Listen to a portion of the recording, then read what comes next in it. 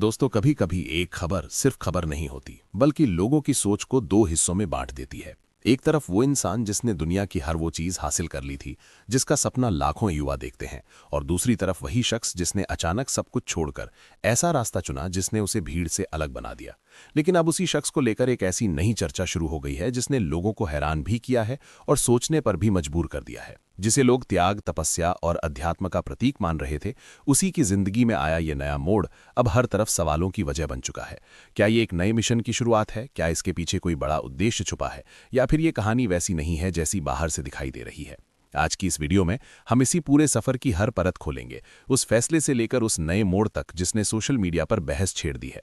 दोस्तों, जो इंसान 3 लाख रुपए महीने की नौकरी छोड़कर सन्यासी बन गया, जिसने महाकुंभ में फर्राटेदार अंग्रेजी बोलकर पूरी दुनिया के होश उड़ा दिए, जिसके पिता घर वापसी के लिए मीडिया के सामने फूट फूट कर रो पड़े, आज वही आईआईटी वाला बाबा फिर से सुर्खियों में है। और इस बार वजह ऐसी है जिसने हर किसी को चौंका दिया है, क्योंकि खबर ये आ रही है कि अब उस बाबा ने शादी कर ली है। जी हाँ, वही बाबा जिसने कहा था कि ये दुनिया मोह माया है, जिसने सब कुछ छोड़ दिया था, जिसने पैसा, करियर, फैमिली सब पीछे छोड़ दिया था, अब वही बाबा अचानक से शादी कर चुका है। और यही वो खबर है जिसने इंटरनेट पर भूचाल ला दिया है। हर कोई यही पूछ रहा है कि आखिर ये संगीत हुआ कैसे और कौन है वो लड़की। दोस्तों, कहानी शुरू होती है उस चेहरे से जिसे आज हर कोई आईआईटी वाले बाबा के नाम से जानता है। एक ऐसा चेहरा जो कुछ ही दिनों में वायरल हो गया था। कोई उसे ज्ञान का सागर कह रहा था, तो कोई उसे नई पीढ़ी का आध्यात्मिक गुरु बता रहा था। और ये सब हुआ प्रयागराज के महाकुंभ में, जहां लाखों करोड़ों लोगों के बीच ये बाबा अचानक से उभर कर सामने आया। भीड़ में खड़ा एक साधु, लेकिन अलग पहचान, क्योंकि जब ये बोलता था तो लोग रुक जाते थे सुनने के लिए, क्योंकि ये सिर्फ साधारण प्रवचन नहीं देता था। ये अंग्रेजी में वेद और गीता की बातें करता था, और वो भी ऐसे फ्लो में कि विदेशी लोग भी हैरान रह जाते थे। महाकुंभ का वो नजारा कुछ अलग ही था। चारों तरफ श्रद्धालु, साधु, संत, आस्था का सागर, और उसी सागर में एक ऐसा युवा सन्यासी जिसने लोगों का ध्यान अपनी तरफ खींच लिया। लोग उसके आसपास इकट्ठा होने लगे, मोबाइल कैमरे ऑन होने लगे, वीडियो बनने लगे, और देखते ही देखते सोशल मीडिया पर उसके क्लिप्स वायरल होने लगे। लोग कहने लगे कि ये कोई आम बाबा नहीं है, ये पढ़ा लिखा है, ये समझदार है, ये लॉजिक के साथ बात करता है, और सबसे बड़ी बात ये कि ये आज की भाषा में बात करता है। विदेशी श्रद्धालु उसके पास आते थे, उससे सवाल पूछते थे, और वो बड़े आराम से अंग्रेजी में उन्हें अध्यात्म समझाता था, जीवन का मतलब बताता था, कर्म और धर्म का फर्क समझाता था। और यही चीज उसे बाकी साधुओं से अलग बना रही थी। मीडिया भी पीछे नहीं रहा, बड़े बड़े चैनल उसे कवर करने लगे, इंटरव्यू होने लगे, और धीरे धीरे ये नाम हर जगह छा गया, आईआईटी वाला बाबा। अब सवाल उठता है कि ये आईआईटी वाला बाबा आखिर है कौन? तो इसके लिए हमें थोड़ा पीछे जाना पड़ेगा, फ्लैशबैक में, जहां से ये कहानी शुरू हुई थी।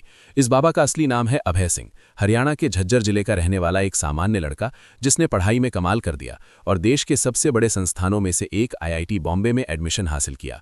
अब जो भी आईआईटी का नाम सुनता है उसे पता होता है कि वहां तक पहुंचना कितना मुश्किल है। लाखों बच्चे तैयारी करते हैं, लेकिन कुछ ही वहां तक पहुंच पाते हैं, और अभय उन चुनिंदा लोगों में से एक था। आईआईटी बॉम्बे से पढ़ाई पूरी करने के बाद उसके सामने एक शानदार करियर का रास्ता खुला। उसे एक बड़ी कंपनी में नौकरी मिली, और वो भी विदेश में, कनाडा में, जहां उसे करीब 3 लाख रुपए महीने की सैलरी मिलती थी। एक ऐसी जिंदगी जो हर कोई सपना देखता है, पैसा अच्छा, करियर विदेश में, लाइफ सब कुछ सेट। लेकिन यहीं से कहानी में वो मोड़ आता है जो सब कुछ बदल देता है। साल 2022 में अचानक कुछ ऐसा होता है कि अभय सिंह का मन बदलने लगता है। उसे लगने लगता है कि ये सब जो है ये असली नहीं है। ये पैसा, ये दौलत, ये आराम, ये सब सिर्फ बाहर की चीजें हैं, अंदर का सुकून कहीं और है। वो सवाल करने लगता है खुद से कि जिंदगी का असली मतलब क्या है? क्या सिर्फ पैसे कमाना ही जिंदगी है? क्या ये जो रेस चल रही है इसमें दौड़ते रहना ही मकसद है, या फिर कुछ और भी है जो ज्यादा बड़ा है, ज्यादा सच्चा है? धीरे धीरे ये सवाल उसके अंदर गहराते जाते हैं, और एक दिन वो फैसला ले लेता है। एक ऐसा फैसला जो हर किसी के बस की बात नहीं होती। वो अपनी हाई पैकेज नौकरी छोड़ देता है, सब कुछ पीछे छोड़ देता है, और निकल पड़ता है हिमालय की तरफ। एक ऐसी यात्रा पर जहां ना कोई सुविधा है, ना कोई निश्चितता, लेकिन है तो सिर्फ एक तलाश, खुद को समझने की, सच को जानने की। हिमालय में जाकर वो साधना करता है, अकेले समय बिताता है, ध्यान करता है, और धीरे धीरे उसका झुकाव पूरी तरह अध्यात्म की ओर हो जाता है। वो संन्यास ले लेता है। अब वो वही अभय सिंह नहीं रहता, अब वो एक सन्यासी बन चुका होता है, जिसने दुनिया के मोह माया को त्याग दिया है, जिसने सब कुछ छोड़ दिया है एक बड़े मकसद के लिए। उसकी सोच बदल जाती है, उसका नजरिया बदल जाता है। वो कहता है कि पैसा सब कुछ नहीं होता। पैसा आपको आराम दे सकता है, लेकिन शांति नहीं। पैसा आपको घर दे सकता है, लेकिन सुकून नहीं। और यही बात वो लोगों को समझाने लगता है। जब वो महाकुंभ में पहुंचता है तो वही ज्ञान लोगों के सामने रखता है, और लोग उसे सुनते हैं, समझते हैं, और उससे प्रभावित होते हैं। धीरे धीरे उसका नाम फैलने लगता है, लोग उसे फॉलो करने लगते हैं, उसके वीडियो वायरल होने लगते हैं, और वो एक जाना पहचाना चेहरा बन जाता है, खासकर युवाओं के बीच, क्योंकि वो उन्हीं की भाषा में उन्हीं के सवालों का जवाब देता है। वो बताता है कि जिंदगी सिर्फ करियर नहीं है, सिर्फ पैसे नहीं है, बल्कि उससे कहीं ज्यादा है। लेकिन इस पूरी कहानी में एक और एंगल है जो इसे और भी भावुक बना देता है, और वो है उसके पिता का एंगल। जब अभय सिंह संन्यास लेकर घर छोड़ देता है तो उसके पिता टूट जाते हैं। वो मीडिया के सामने आकर रोते हैं, अपने बेटे को वापस बुलाने की गुहार लगाते हैं, कहते हैं कि हमने उसे पढ़ाया लिखाया बड़ा बनाया और आज वो हमें छोड़कर चला गया।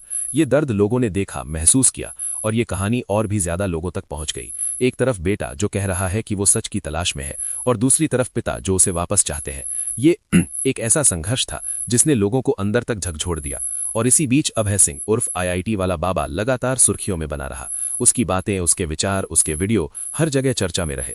महाकुंभ में उसकी लोकप्रियता अपने चरम पर पहुंच गई। लोग उसके पास आते थे, उससे मिलते थे, उसकी बातें सुनते थे और उसे एक नई सोच का प्रतिनिधि मानते थे। एक ऐसा सन्यासी जो आधुनिक भी है और आध्यात्मिक भी, जो टेक्नोलॉजी और वेद दोनों की भाषा समझता है। हालांकि इस बीच वो काफी विवाद में भी फंसे, लेकिन धीरे धीरे वो मीडिया की नजरों से गायब भी हो गए। लेकिन अब हाल ही में ये खबर आ रही है कि बाबा ने शादी कर ली है और शादी करके अपने शहर झज्जर वापस पहुंच चुका है। रिपोर्ट्स के मुताबिक इन दोनों ने 15 फरवरी को हिमाचल प्रदेश में एक मंदिर में शादी की थी, बहुत ही सादगी के साथ, बिना किसी शोर शराबे के, बिना किसी मीडिया के। और उसके बाद 19 फरवरी को, यानी सिर्फ 4 दिन बाद, इन दोनों ने कोर्ट मैरिज भी कर ली। सब कुछ इतने चुपचाप तरीके से हुआ कि किसी को भनक तक नहीं लगी। और जब ये बात अब सामने आई है तो लोगों के मन में सवालों का तूफान खड़ा हो गया है। सबसे बड़ा सवाल यही है कि आखिर एक सन्यासी जिसने सब कुछ छोड़ दिया था, जिसने कहा था कि ये दुनिया मोह माया है, वो अचानक शादी क्यों करता है? क्या उसने अपना सन्यास छोड़ दिया है, या फिर इसके पीछे कोई बड़ा कारण है, कोई बड़ा मकसद है? और जब ये सवाल खुद बाबा से पूछा गया तो उन्होंने जो जवाब दिया उसने इस पूरी कहानी को एक अलग ही दिशा दे दी। उन्होंने कहा कि ये शादी सिर्फ एक सामान्य शादी नहीं है, बल्कि ये एक साझा सोच का हिस्सा है, एक साझा विजन है जो उन्होंने और उनकी पत्नी ने मिलकर बनाया है। उनका कहना है कि वो दोनों मिलकर एक ऐसा काम करना चाहते हैं जो अकेले संभव नहीं था, और यही कारण है कि उन्होंने साथ आने का फैसला किया। अब यहां से कहानी और भी दिलचस्प हो जाती है, क्योंकि उनका जो प्लान है वो किसी आम इंसान का प्लान नहीं है। वो एक यूनिवर्सिटी खोलना चाहते हैं, एक ऐसी यूनिवर्सिटी जो सिर्फ किताबों तक सीमित ना हो, बल्कि जीवन को समझने वाली हो, जहां सिर्फ करियर नहीं बल्कि जीवन जीने का तरीका सिखाया जाए, जहां आध्यात्म और प्रैक्टिकल लाइफ दोनों को एक साथ जोड़ा जाए। उनका कहना है कि आज की शिक्षा व्यवस्था में सबसे बड़ी कमी यही है कि हम सिर्फ जीविका कमाने की पढ़ाई करते हैं, हम ये नहीं सीखते कि जीवन कैसे जिया जाए।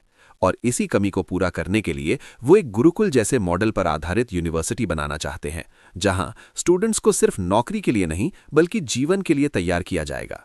वो बताते हैं कि पिछले 1 साल से वो इसी काम की तैयारी कर रहे थे, बैकग्राउंड में पूरा प्लान बना रहे थे, रिसर्च कर रहे थे, और अब वो समय आ गया है जब इसे जमीन पर उतारा जाएगा। और इसी मिशन में उनकी पत्नी भी उनके साथ है। दोनों मिलकर इस विजन को आगे बढ़ाना चाहते हैं। जब उनसे पूछा गया कि क्या उन्होंने सन्यास छोड़ दिया है, तो उन्होंने साफ कहा कि उनके लिए सन्यास और सामान्य जीवन अलग अलग नहीं है। उनका मानना है कि इंसान गृहस्थ जीवन में रहकर भी आध्यात्मिक हो सकता है और समाज के लिए काम कर सकता है, और यही सोच उन्हें इस फैसले तक लेकर आई। उन्होंने युवाओं के लिए भी एक खास संदेश दिया। उन्होंने कहा कि आज का युवा सिर्फ करियर और पैसे के पीछे भाग रहा है, लेकिन उसे ये समझना होगा कि जिंदगी सिर्फ इतना ही नहीं है। उसे अपने जीवन को समझना होगा, अपने अंदर झांकना होगा और ये जानना होगा कि वो क्या कर रहा है और क्यों कर रहा है। उन्होंने शिक्षा प्रणाली पर भी सवाल उठाए। उन्होंने कहा कि आज की शिक्षा हमें सिर्फ काम करना सिखाती है, लेकिन जीना नहीं सिखाती, और यही कारण है कि लोग सफल होने के बावजूद भी खुश नहीं हैं। और इसी समस्या का समाधान निकालने के लिए वो इस नए मॉडल पर काम कर रहे हैं। लेकिन जहां एक तरफ कुछ लोग उनके इस कदम को सराह रहे हैं, वहीं दूसरी तरफ एक बड़ा वर्ग ऐसा भी है जो इसे सिर्फ एक पब्लिसिटी स्टंट मान रहा है। कुछ लोगों का कहना है कि महाकुंभ के दौरान जो कुछ हुआ वो सब एक प्लान का हिस्सा था, लोगों के बीच पहचान बनाने के लिए, और अब उसी पहचान का इस्तेमाल करके वो अपने प्रोजेक्ट को आगे बढ़ाना चाहते हैं। वहीं कुछ लोग ये भी कह रहे हैं कि अगर कोई इंसान समाज के लिए कुछ अच्छा करना चाहता है, अगर वो शिक्षा के क्षेत्र में कुछ नया लाना चाहता है, तो इसमें गलत क्या है? शादी करना कोई गलत बात नहीं है, और अगर वो अपनी पत्नी के साथ मिलकर कुछ बड़ा करना चाहते हैं तो इसमें बुराई क्यों देखी जा रही है? अब ये बहस लगातार चल रही है सोशल मीडिया पर। लोग अपने अपने हिसाब से राय दे रहे हैं, कोई इसे सही बता रहा है, कोई गलत। लेकिन सच्चाई क्या है ये तो वक्त ही बताएगा। लेकिन इस पूरी कहानी के बाद सबसे बड़ा सवाल यही खड़ा होता है कि आखिर सन्यास का असली मतलब क्या है? क्या सन्यास लेने का मतलब पूरी तरह से दुनिया को छोड़ देना है, या फिर समाज के लिए काम करने के लिए कभी कभी अलग रास्ता चुनना भी सन्यास का ही एक रूप हो सकता है?